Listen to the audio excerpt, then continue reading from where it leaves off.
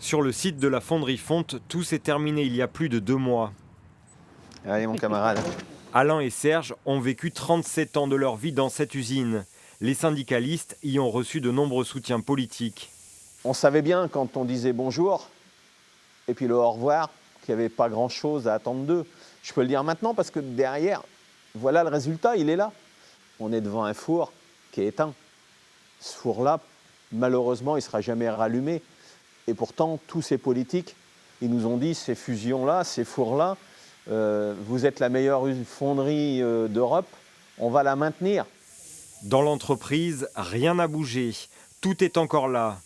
Serge Rioult a travaillé sur la chaîne de production. Il se souvient des échanges avec certains élus. Les politiques font des promesses, font de beaux discours. Ils sont tous, quand ils arrivent, compatissants, ils nous comprennent.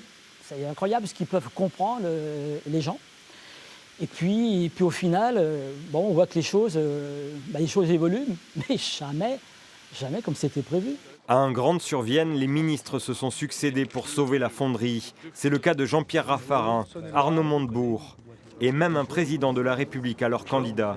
Sarkozy était venu. Hein, voilà. Est-ce que là, Macron, il va venir?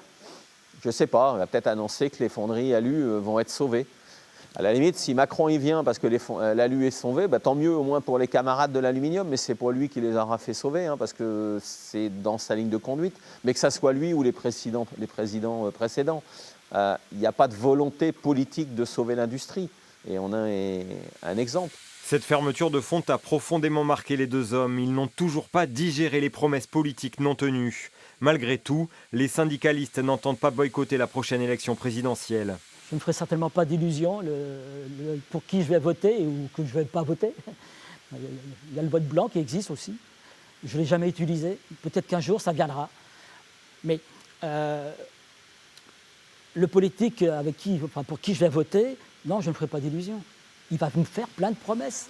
Alain et Serge vont bientôt terminer leur mandat syndical.